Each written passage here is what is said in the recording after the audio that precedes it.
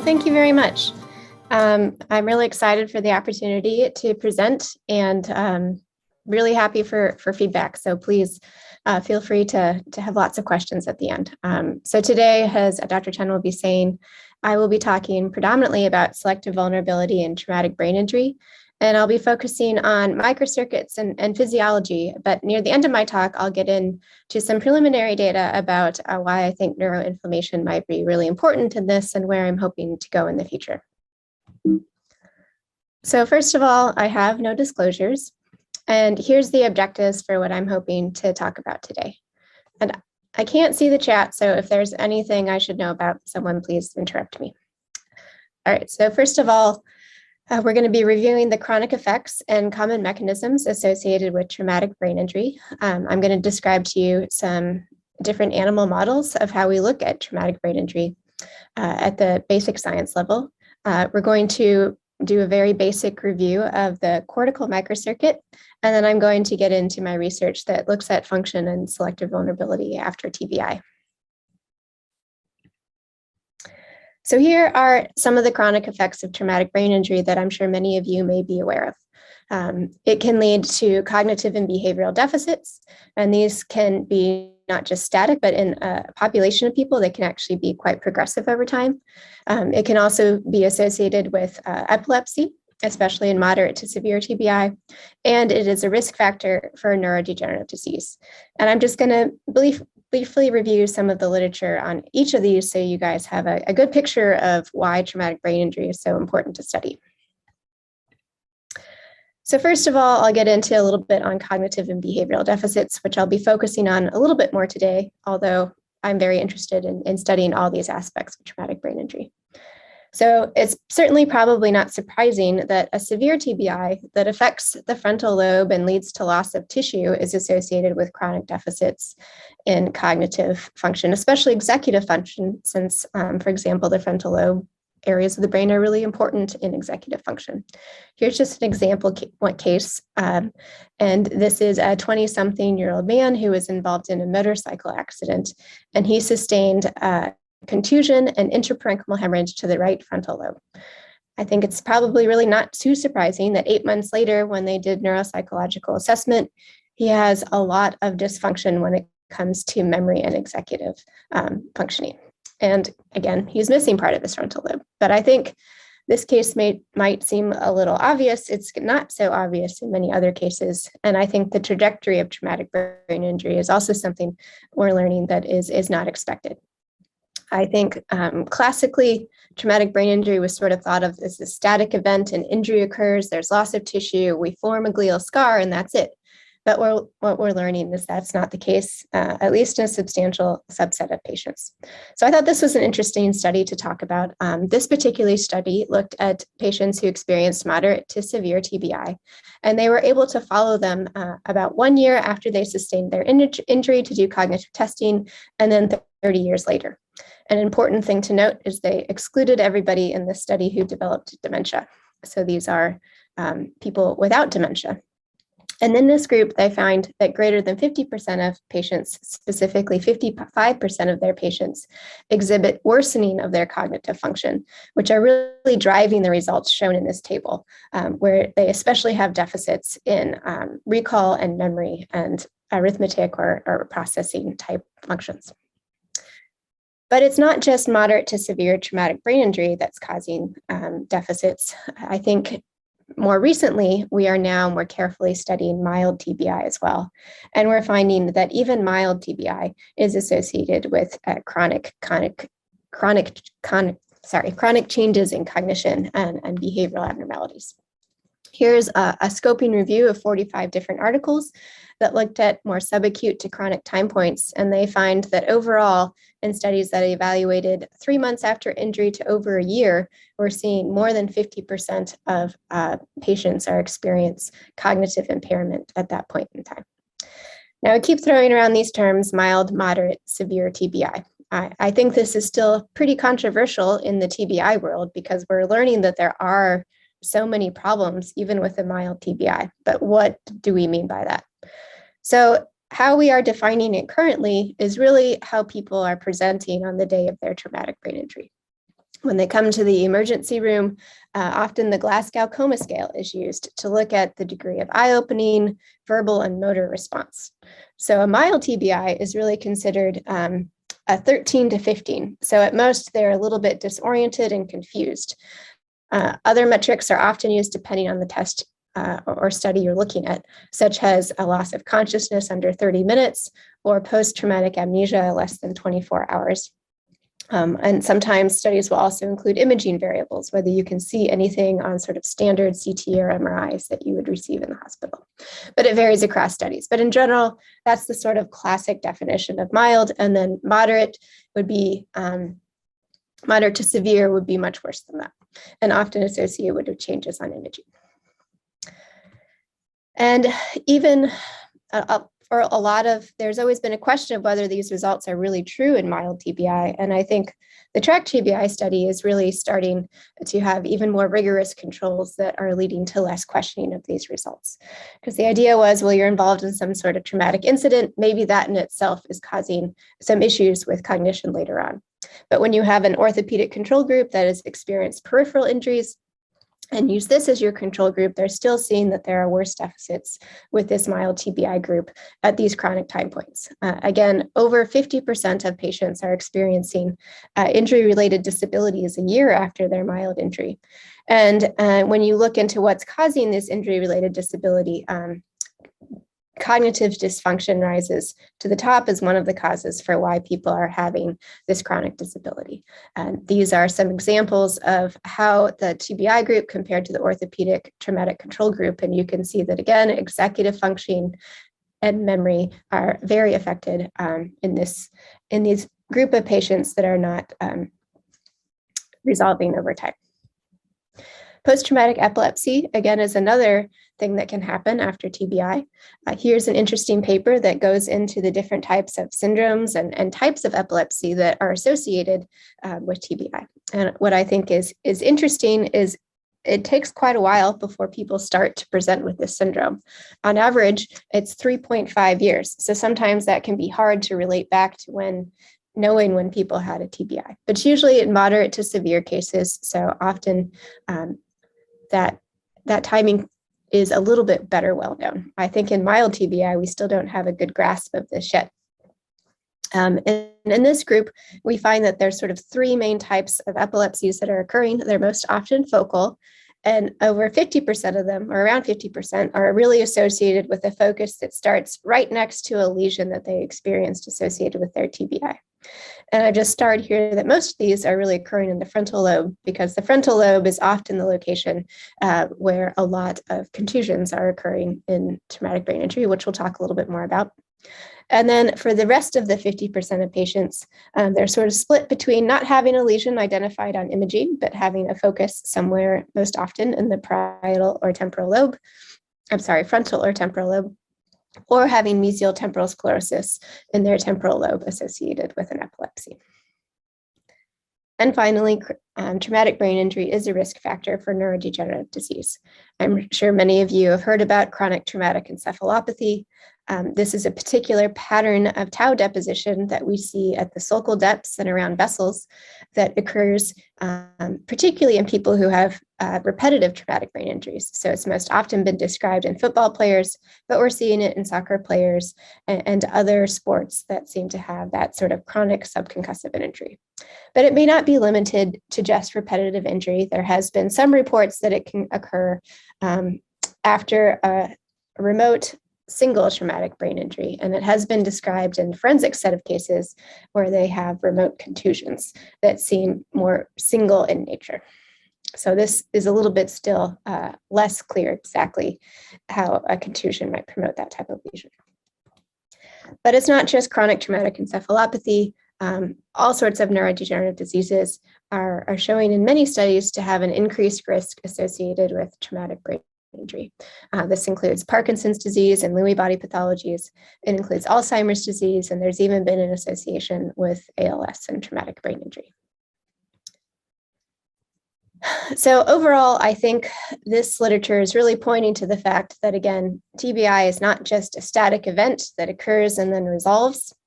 I think it is really a progressive process. And this, of course, is a much shorter timeline than how I think about it as a pathologist studying neurodegenerative disease and chronic cognitive changes. I'm thinking that this progressive process really lasts for years to decades. And it's really important to understand what happens at those time points that can set up for things like progressive changes in cognition, neurodegenerative disease, and epilepsy. And while today I'm mostly focusing on cognitive and behavioral deficits and the physiology associated with that, I really think it's important that we investigate all these and find shared pathophysiology that can open therapeutic treatment for hopefully all these things associated with TBI. So here's where I'm going next. I'm going to tell you why I'm looking at the prefrontal cortex in particular and microcircuit pathology. I'll jump into the story that sort of developed and formed the project for my KO8 award, looking at inhibitory circuit dysfunction in TBI. And then I'll sort of talk about, well, how do we look at this selective vulnerability and some preliminary data and ideas I have about how neuroinflammation and specifically microglia might be involved with that. So why the prefrontal cortex? Simply, it is one of the areas that is most commonly damaged despite the heterogeneity of different types of TBIs and different severities. So on the left is just a drawing of where the most common locations of contusions are. And I think your eye is immediately drawn to the fact that really it's the orbital frontal lobes that have the highest density of contusions. But it's not just this more moderate to severe TBI where we can see changes on imaging in the brain or at the time of autopsy. We're also seeing this in mild TBI. So this again is another interesting track TBI study where patients came to the San Francisco General Hospital, enrolled in this study. They had no changes on imaging, either CT or MRI. And then they had functional resting state connectivity imaging performed on them within the first 2 weeks of presenting. And they found that the orbital frontal network was showing the most reduction in connectivity after TBI, sort of that same location where we often see contusions. And the degree of decrease in connectivity in the network was associated with executive function measured 6 months later in this group of people. So I think this is very interesting. And I'm very interested in, well, what's happening in these networks that leads to these chronic cognitive deficits, especially in this mild TBI where we're not seeing a loss of tissue or obvious changes in the gross or microscopic histology. And I think the TBI field is focused on many mechanisms for why this is happening. I think classically, people have looked at axonal injury. So there is a rotational force that happens with TBI. Axons are sheared, and we get disconnection of different brain regions. And maybe that explains why we're having problems with cognition.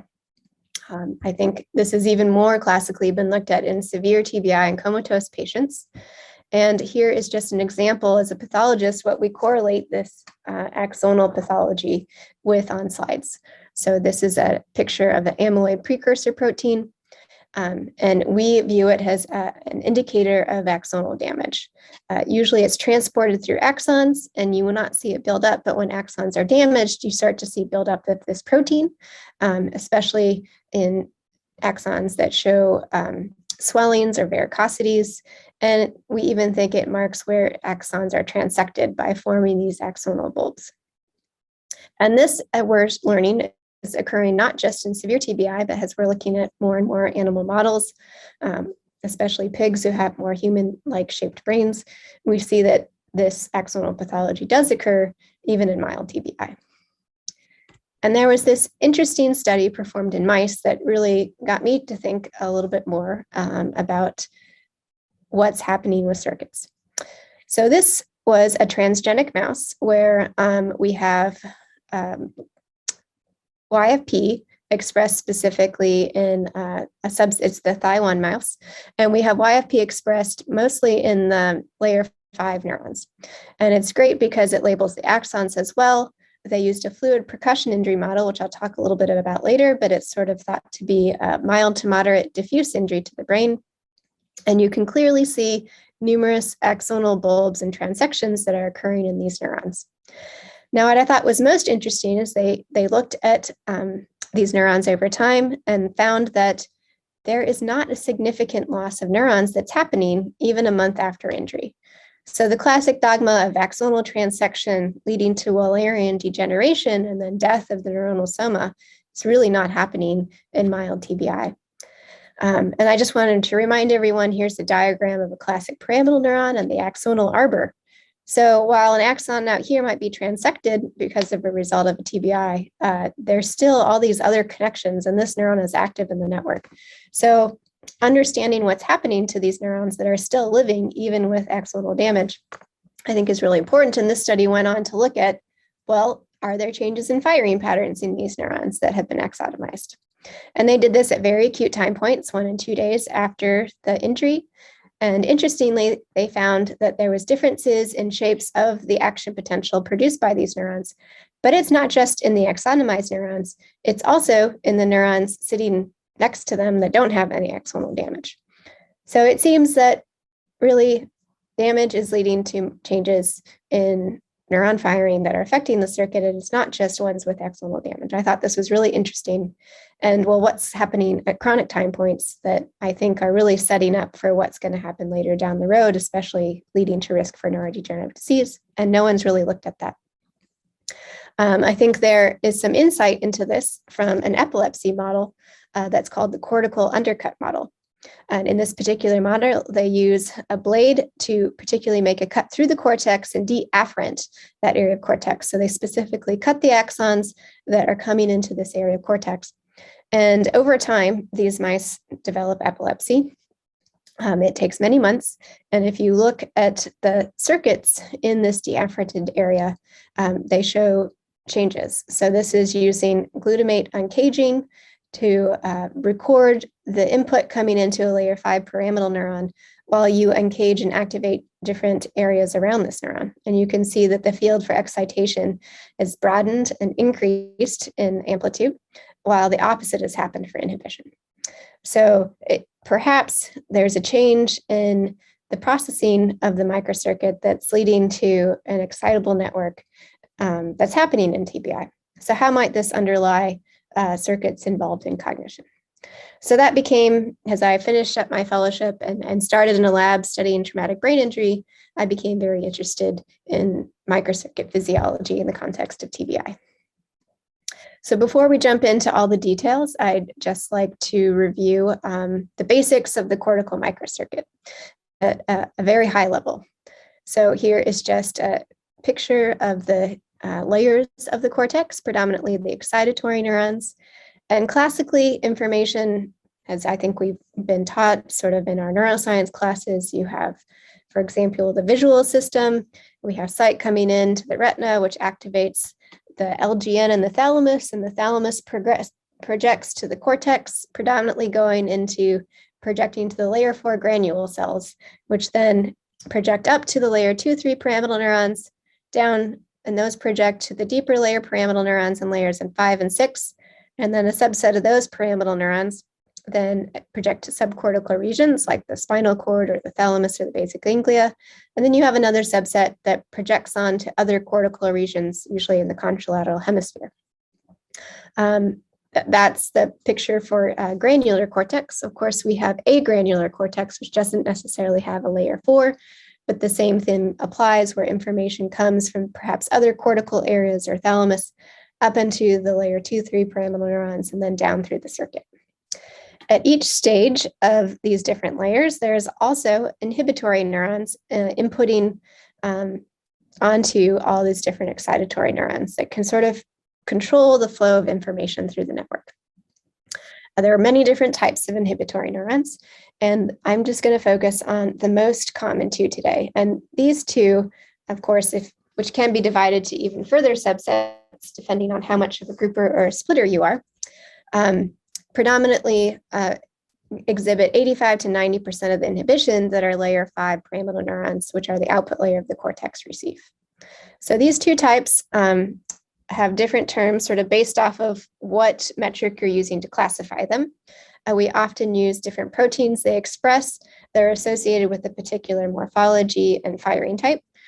So for the parvalbumin neuron, they happen to express the parvalbumin calcium binding protein. They usually exhibit very fast spiking physiology, and they project to proximal parts of pyramidal neurons. In addition, they often receive excitation coming into the microcircuit from the thalamus or other cortical areas.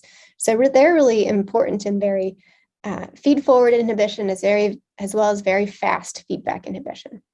Whereas somatostatin neurons, which is one of the proteins produced by this subset of neurons in particular, are more likely to, they do not receive input from outside the microcircuit, and they project to sort of distal axons. Their activity usually increases over time, and they're thought to be really important in this slow feedback inhibition. So how do I look at inhibitory neurons and study them in the context of TBI? First, we need the ability to record from these neurons. And so that's usually done by making slices of tissue that we keep alive in artificial ACSF for around 8 hours, and then we're able to patch onto neurons and look at their firing properties. Now, it would be wonderful to do this in humans, but that's just not very ethical to take brain tissue out of humans. And occasionally we can do this in the context of epilepsy, where it's removed in different clinical scenarios or for tumors. But in the context of purely just TBI, it's hard to do. We're trying to do this in autopsies, and we'll see if it ever works. But for now, looking at physiology is really going to need an animal model. And no animal model is perfect. Every different animal model has different features that it can recapitulate, but usually not all of them. And here's some of the ways we model TBI specifically in mice. So we divide the models into a more focal, direct injury model to a more diffuse model. And the model I'll be talking about today is the controlled cortical impact model. This is thought of as a focal model. We drill a hole in the skull, and an impactor is used to directly impact the surface of the brain. You can change the depth and the velocity of impact to be more of a milder contusion to a more severe injury where we have a lot of loss of parenchyma. And then we have some more diffuse types of injury. The fluid percussion model is one where there's actually a fluid wave produced on one side of the brain. It doesn't lead to a local injury that one can see on histology, but it's thought to lead to more of a diffuse energy wave throughout the brain and cause a diffuse injury. That's also similar to the weight drop model, where the skull is intact and a weight is dropped and sort of causes this more diffuse impact to the brain, but it's sort of a combined focal to diffuse. There's blast injury, which is thought to sort of, again, produce an energy wave throughout the brain that causes a particular type of injury. And then here's one other model I've used in the past to produce a rotational acceleration injury that's thought to be maybe more similar to what the human brain experiences. Where mice are hooked down, there's a piston that hits the surface of the head, and then the head then rotates. So different models for different types of studies. Again, keep in mind that there are a lot of limitations with mice. Their brain is shaped very differently. They don't have gyri, and their white matter is much less in volume compared to humans. So some things we may be able to look at and other things we may not be able to. So now I'll get into what I've specifically done to look at inhibitory circuit dysfunction after traumatic brain injury. So the background of this, when I finished fellowship and started in Dr. Rossi's lab, I had just published a paper looking at a frontal TBI model. Now, the classic TBI model at the time was to do controlled cortical impact, really more over the parietal lobe, sitting over the hippocampus. But most of the literature on humans is finding that the frontal lobe is what's predominantly injured. So they decided to move this injury up to the frontal part of the brain and also make it a little bit more mild. And then they did a series of behavioral tests on these mice at chronic time points. And what they found was that these mice predominantly exhibited deficits in reversal learning. So for those of you not familiar with reversal learning, it's very similar to the Wisconsin card sorting test in humans, where mice are trained to learn a rule, and then that rule changes on them. In particular, we have them dig for food, and they have to learn that that food is associated with a certain texture, odor, and then we switch that particular texture or odor on them. And reversal learning happens to be when we switch in the same medium, so from one order to the next. So you can see from these results here that they're able to learn that initial rule just fine. But then when we switch it, especially in the reversal learning dimension, they have increased numbers of errors compared to the sham mice at both 1 and 5.5 months after injury. And lesion studies in rodents have shown that reversal learning seems to be particularly important to have the orbital frontal cortex intact. And that's sort of outlined in this box here. And I think that what's interesting is while we do have a little bit of gliosis and loss of tissue at the surface of the brain, we really don't see any obvious deficits or loss of neurons in the orbital frontal cortex. So what's happening in this area that might underlie these deficits in reversal learning? So that was my main question when I started. And having a background in epilepsy research that I did for graduate school sort of especially drove looking into this question. So here's the methods I used. Mice received this frontal lobe contusion with the cortical impact device at 12 to 13 weeks. And then I make brain slices from these animals between 2 to 3 months, which is in between that window when they exhibit deficits in reversal learning. And then I perform different experiments using electrophysiology and optogenetics to interrogate, well, what's happening with the neurons in that circuit. And I'll describe each experiment in more detail as we go through them. So the first thing I decided to look at was intrinsic excitability. I specifically chose the output layer, layer 5, to focus on first. And I used a transgenic mouse, the DLX I12B Cree mouse, crossed to a fluorescent reporter. That allows the inhibitory neurons to express fluorescence, so we can easily find them and patch onto them. I also included biocytin in the pipette, so I could fill the neurons and then do immunohistochemistry after recordings and look at what type of inhibitory neuron they were. We stained for both somatostatin and parvalbumin, and then we used the neurons we successfully stained to describe 2 groups. The non-fast spiking group is essentially based on the somatostatin staining neurons, and we used the half-width and the adaptation index of the action potential to sort of define this non-fast spiking group that, since probably about 20 to 30% of neurons are successfully filled and stained, but then we can still put all these neurons in a group and look at them. And we did the same for this fast spiking group based off of the parameters of those that were filled with parvalbumin. And then we went on to look at the action potential properties of these neurons. So here's what we found for the non-fast spiking group. At the top left is an example neuron that's filled with biocytin, and then we've also stained for somatostatin and parvalbumin, and this particular neuron is expressing somatostatin. In panel B, we see the typical response of these neurons to increasing current injection and their production of action potentials. And I think you can already tell that there are some differences between our sham group and our TBI group. Especially with increasing current, we're seeing fewer action potentials produced over time. And this is predominantly quantified in this graph here, where we see that the number of action potentials as a function of current is drastically reduced, especially at the higher current injection levels. So this really reflects a reduction in excitability, and particularly in this non-fast spiking somatostatin neuronal group. And we can look further into why that might be happening by looking at properties of the action potential. What we notice is that the half-width is much wider in these neurons, as quantified here. And we also see that the action potentials are slowing down faster over time.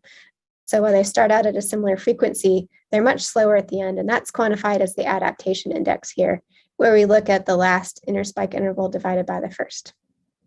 We went on to look at similar metrics in our other neuronal types. We see here is an example of a neuron that's filled and stained with parvalbumin in pink. And here's an example of the firing properties we see in these neurons. So these exhibit that typical fast spiking behavior where they have higher thresholds, but when they start firing, they fire at very fast frequencies with very little adaptation. And when we looked at how these action potentials changed with increasing current, we found no changes in excitability in this particular type of neuron. And we also compared this to our excitatory neurons, our layer 5 pyramidal neurons. Again, here's an example with increasing current injection. They exhibit that typical regular spiking behavior. And when we look at their excitability, we don't see any differences. So it seems to be that there is selective vulnerability in the somatostatin neuronal population after TBI. And here's sort of a pictorial of our hypothesis. We think that somatostatin neurons are exhibiting reduction in excitability. This leads to a loss of inhibition or disinhibition of the pyramidal neurons that might be correlated with hyperexcitability in the network and the network not processing information right that's needed for the reversal learning. So the next thing we wanted to look at, well, does this reduction in excitability actually do anything? Do we see deficits in inhibition from these neurons onto pyramidal neurons? So the next thing we decided to look at was synaptic input. And we did this with an optogenetic technique where we are able to use SOM-Cre or PV-Cre mice crossed with a channel rhodopsin reporter. So specific subsets of neurons can then express the channel rhodopsin protein, which is a cation channel that opens in response to blue light. So we can specifically activate certain subtypes of neurons, and then we can record the activity or the input coming into pyramidal neurons while these neurons are activated with light. And these experiments were performed in a very similar way, with slices made between 2 to 3 months in these particular lines of mice. And here's an example of the input we're recording. So when we flash a 10 millisecond pulse of blue light at different intensities, we see this inhibitory postsynaptic current coming into the pyramidal neuron as here. And I've quantified this by looking at the area under the curve, which is plotted over here at our different light intensities. And true to our hypothesis, we in fact did see that there was a reduction in the area under the curve that occurred in response to flashes of light when we stimulated the somatostatin neurons. And this was particularly apparent at the lower light intensities. We also looked at whether similar things happen with repetitive stimulation. So we looked at repetitive stimulation at different frequencies. And here's an example at 10 hertz. We again found similar things, that there is a reduced area under the curve, especially happening in those first 2 pulses after TBI. And we also compared the second amplitude to the first, and that's the paired pulse ratio, and we saw that they decline similarly. So this suggests that perhaps we're not seeing necessarily changes in release probability. Now, a big confounder is, could we just be having this effect because there is a loss of somatostatin neurons after traumatic brain injury? And to look at that, the channel rhodopsin is co-expressed with YFP. So we did some staining to look at the YFP expression in our slices that we recorded from. And we did not see a loss associated with TBI. In fact, we saw the opposite happening, that we saw an increased area of staining as well as a higher intensity. So if anything, the results here might be even lower if we had equal proportions of processes in TBI versus sham, but there certainly wasn't a loss that was quantified to explain our results. Then we did the same experiment, but now stimulating our parvalbumin neuron population. And we found that we did not see changes associated with TBI as quantified here, whether with a single light pulse or with repetitive stimulation at different frequencies. And our YFP expression was very similar between groups. Then we went on to try to investigate, well, is it only the action potential, the intrinsic action potential production that's leading to this reduction in output onto pyramidal neurons, or is it a combination of both synaptic properties as well as intrinsic action potential producing properties? And one way to look at this is to put strontium in the bath, and replace your calcium with strontium. So this because it causes asynchronous release, and the vesicles release much more slowly when you depolarize the cell. And then you can use different Some people use electrical stimulation, but to look at specific neuron types, you can use optogenetic stimulation and then look at the quantal events that occur after you stimulate. So we did this with stimulating our somatostatin neurons in the presence of strontium. And here are the quantal sort of asynchronous events that are released after the light pulse. When we analyzed these quantal events, we found that there were changes both in the frequency and the amplitude. And this has been correlated with changes in sort of both the presynaptic as well as the postsynaptic response. So there's likely not just changes in action potentials, but there's probably changes in synapse number as well as perhaps even GABA receptors, subtypes, and things like that. So this is a complicated system, but we're seeing changes at multiple levels in these neurons. So now we went on to wonder, we see changes in intrinsic excitability, we see output that is reduced, and it seems to be a function of both changes in probably intrinsic excitability as well as synaptic properties. Does this actually do anything to the network? So the next thing we decided to look at was just general excitability. So similar to looking at drug doses in a living animal and seeing how much of a certain dose of a drug it takes to induce seizures, we can do a similar thing in slices where we can change the concentration of ions in the bath and look at the hyperexcitability of these slices. So one way to do that is to reduce magnesium and increase potassium. And if you do this over time, you start to see this spontaneous activity that develops, and it can lead to these very large depolarizations, which some have compared to, quote, seizure-like activity. So I did this in our slices and measured the time it took from no activity to sort of these synchronized inputs coming in to pyramidal neurons, and found that in our TBI group, the onset to these synchronized inputs is indeed reduced in our TBI group, suggesting that they do have more hyperexcitability. Similarly, if you record for long periods of time, you can see those very large depolarizations, and the likelihood of those occurring with an hour of recording was 100% in our TBI slices, but only 50% in our sham slices. So this suggests that indeed the deficits we're seeing in the somatostatin neurons are associated with deficits in or a hyperexcitability in the network that may be associated with what we're seeing with reversal learning in these animals. So now I want to get into, well, why are these neurons vulnerable? Why are they showing changes and the other neurons are not? Is there something unique to these neurons or their environment that might be leading to how they're responding to traumatic brain injury? And while I've only really talked about neurons up until this point, I'm sure many of you are aware that there are many other cell types in the brain, especially glia. And they do a lot more than just act as the glue holding the neurons together. And in TBI, they are being studied extensively, and people are finding a lot of changes in what's happening to glia over time. And as part of my postdoc, I worked in a lab that was particularly looking at microglia and macrophages. And these cells become activated over time. They can produce inflammatory cytokines that might lead to damage of neurons and maybe even cell death in the long time. I became very interested in one particular type of microglia, the satellite microglia. They happened being a pathologist.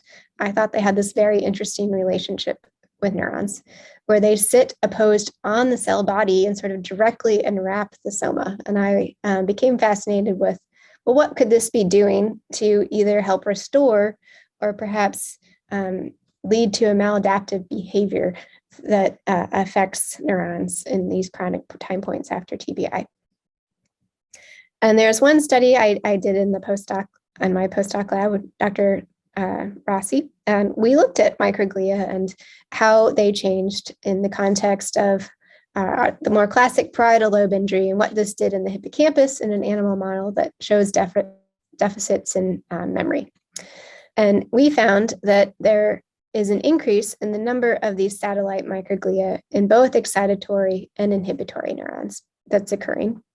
And this is associated with deficits in inhibition in the network. So I decided to also start looking at this in our frontal lobe contusion model. Is this happening in the orbital frontal cortex as well?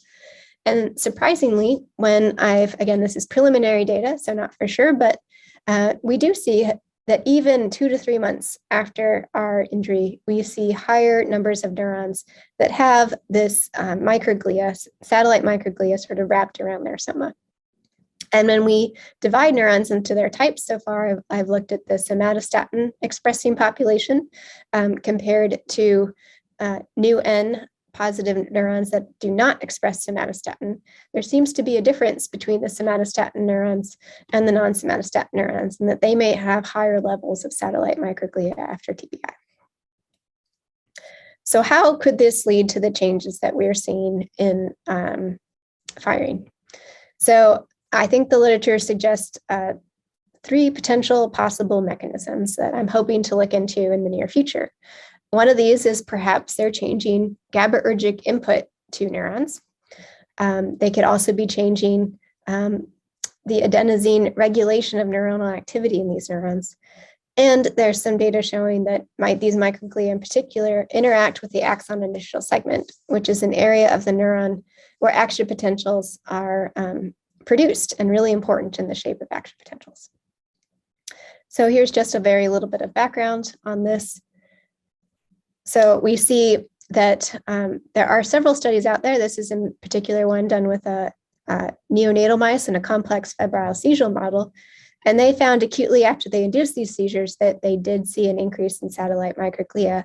And they showed that these microglia wrap around the neurons and they displace inhibitory synapses. And this leads to a reduction in the GABA-ERGIC input that's coming into these neurons, and can change their firing properties. So I thought that was interesting. And there is some evidence, well, you're like, well, you have a reduction in excitability. Wouldn't that be more GABA or loss? I'm sorry, wouldn't that be more inhibition coming into the somatostatin neurons, not less? But I think there's some interesting studies out there that are finding that GABA tonic inhibition changes neurons in different ways. So if you look at our somatostatin population in red versus the parvalbumin neurons in green, and looking at blocking tonic inhibition, we see different things happening. So the somatostatin neurons are actually doing the opposite of what we think. When you block that tonic inhibition, you actually get a reduction in excitability. But the opposite is true in different types of neurons. So in the parvalbumin neurons, you actually get the opposite happening, where you can get an increase in excitability or not much change at all. So I think this informs that tonic inhibition is not so simple. It's not a simple just inhibition. It interacts with channels in the neuron that can increase gain of excitability. And this might be a way that we're seeing a reduction in the somatostatin population activity, as shown in this diagram here. Microglia are also noted to be very important in processing of ATP. So neurons produce ATP, or it comes from many other sources. And microglia have a CD39, which is a protein important in converting ATP to ADP, which is then converted to adenosine by other proteins that are not as microglial specific, but CD39 is pretty specific to microglia. This adenosine can then activate the adenosine receptor that leads to, through cascades, activation of the potassium channels. So these are the inwardly rectifying potassium channels. They can also be activated by GABA-B receptors or other types of metatropic receptors. And when we activate these potassium channels, that can decrease excitability. So that could perhaps be a mechanism that microglia sitting close to neurons are really important in producing adenosine that is leading to this feedback control of neurons. And this has been shown in the basal ganglia of mice.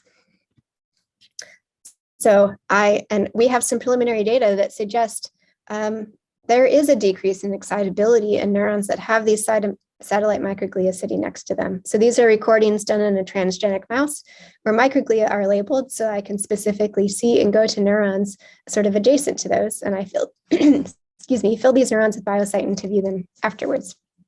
And the neurons that have a microglia, a satellite microglia, shown in orange, compared to neurons that don't have a satellite microglia, we see that they do, in fact, show this reduction in excitability. This, of course, is in pyramidal neurons. We don't know if the same thing would happen in inhibitory neurons. One argument might be, well, are adenosine receptors expressed across all neuron types? And classically, they've really been looked at in pyramidal neurons, and they're not thought to be as expressed in inhibitory neurons. But here is data from the Allen Institute looking at their single cell transcriptomics data in mice. And when we look at the somatostatin subgroup, especially the ones in layer 5 that are the Martinati cells, we see that, in fact, there is a convincing population that does have expression of the adenosine receptor, which is the DORA1 here, whereas the parvalbumin neurons really don't. And then, of course, you see high expression in pyramidal neurons. And we don't know what happens after TBI. So I think this is a potential mechanism that we should look into. And that's just a pictorial of how microglia might be affecting firing in that scenario. And finally, satellite microglia have processes that align with the axon initial segment, but no one knows exactly what that is doing. Could it be changing the dynamics of the ion channels in that area? We started to look at the axon initial segment, and we do see changes in its association with how close it is to the soma, but we're not so sure about the ion channel properties. So it looks like I'm running out of time, so let me wrap up. But why I think this matters is we need to, of course, always come back to humans, and are we seeing the same changes we see in mice and humans? And we've started to do that by looking at the histology of the orbital frontal cortex in our brain bank cases that have a history of TBI. And this history is usually pretty mild. And what we're noticing is we're not seeing changes in tau between these groups, and we're not seeing changes in astrocytes, but we are seeing changes in microglia with a trend towards an increase of number. And when we look at process area, a drastic increase in the process area. And when I've looked at satellite microglia, we do in fact see that they are higher in numbers in this group. So I think it's important to understand what's happening. Are they hurting or helping? And if they're hurting, how are they doing that? So here's my future directions. I hope to continue going up to look at how somatostatin neurons are involved in microcircuits and at the behavioral level using optogenetic stimulation. And I'm really interested in understanding selective vulnerability and how microglia might be contributing to that. I just want to say thank you. I've had so many mentors at UCSF and now here in Seattle. Here's my mentorship team. Dr. Ransom is allowing me to work in his lab, and Dirk, I talk to almost every day, and Nino routinely meets with me, and Christine and Dr. Eiliff are so involved. And now I'm even starting to mentor my own group of people. I really want to point out Heather and Corinne have done a lot of the work of characterizing our human histology for this talk. So thank you very much, everyone. And I just want to remind everyone to sign in and to please give me feedback. Thank you. All right, thank you. Thank you, Amber. We do have questions in the chat box. Some of the questions are pretty long, so I'll just ask people to unmute themselves and ask their questions. We have questions from Larry. Larry, do you want to unmute and ask your questions? Thanks, Eleanor.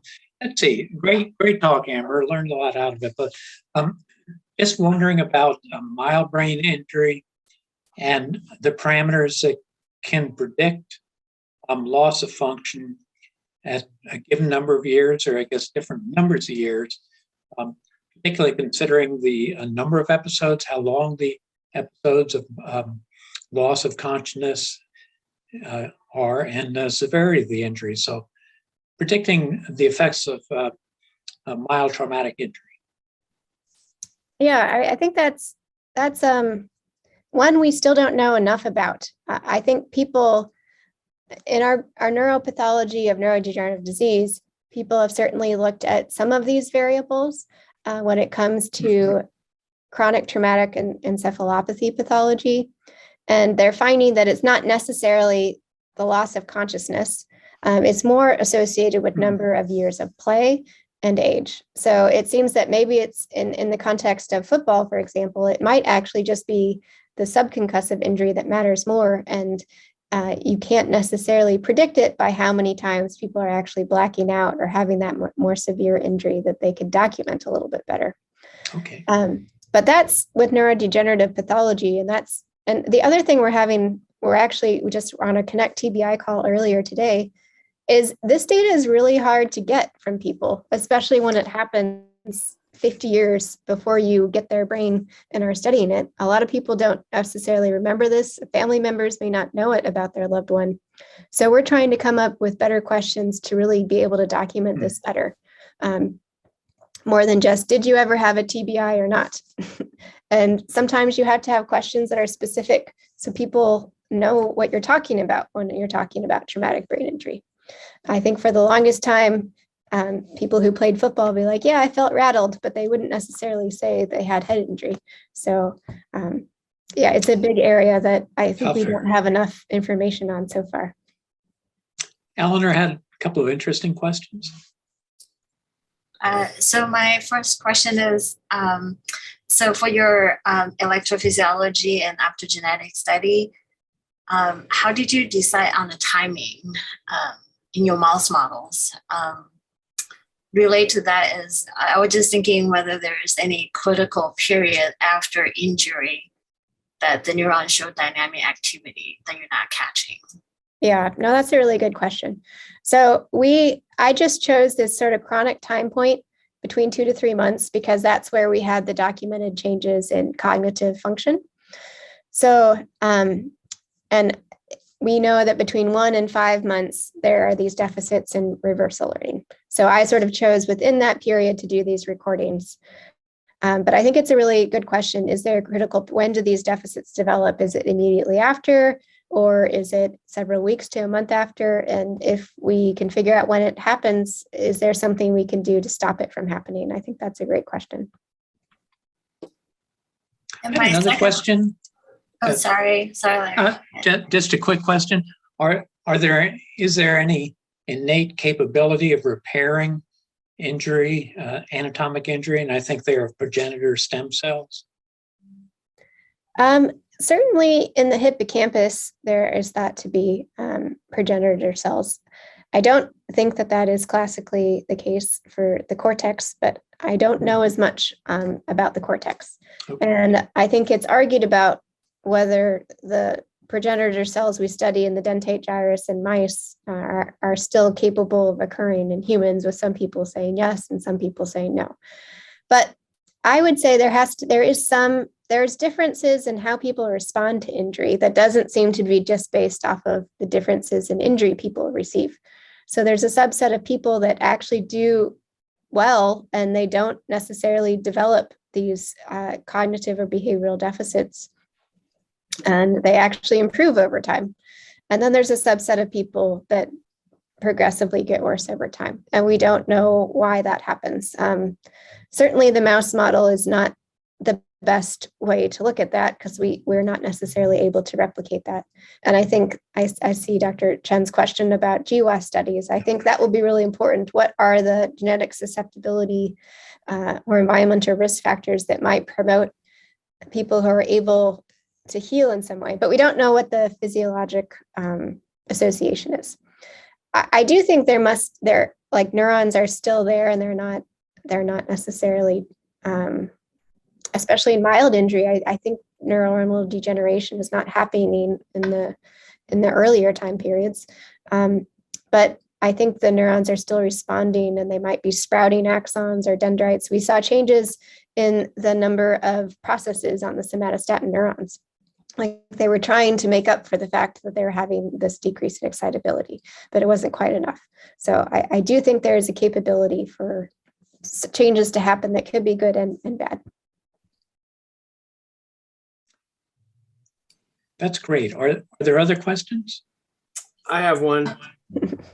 So we've talked a lot about this, so I'm struggling to find a question that I haven't asked you before, Amber, but and great talk as always. I'm curious about the microglia. and maybe talking a little bit more about the different microglia subtypes. It's a moving target, I know, and how to, is there a microglia subtype that might be more prone to either come from the central nervous system or come from outside the central nervous system in a TBI to associate itself with neurons to cause this effect? And do you think that if there are, might those be targetable? And if so, by what means? You talk about adenosine. I'm just curious if you maybe expand on that a little bit, because I haven't thought about that very much, but it seems like a good opportunity.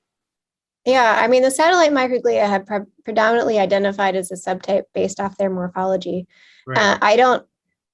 I think now that we're starting to do so much single cell sequencing, it would be really interesting to know, does this correlate with any of the subsets they're identifying with single cell sequencing, and whether they express different types of genes? And also, is this like an innate type of function that always this same type of microglia responds to be in this satellite morphology, or is this capable of any type of microglia when injury happens to start forming these relationships? I think that's a really good question.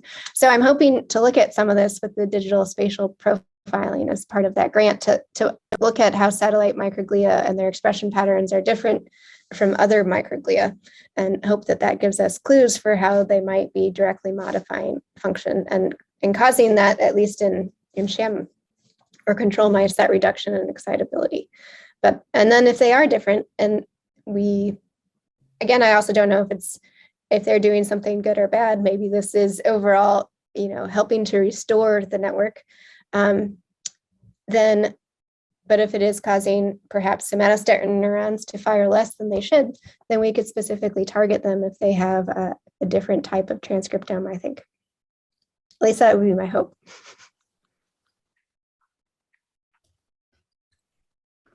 So we're almost running out of time. Do people have other questions for Amber before we? Dr. Iliff has his hand raised, I think. Okay. I just had one quick one. You actually essentially answered it. So I would just make a follow-up statement about what you just said.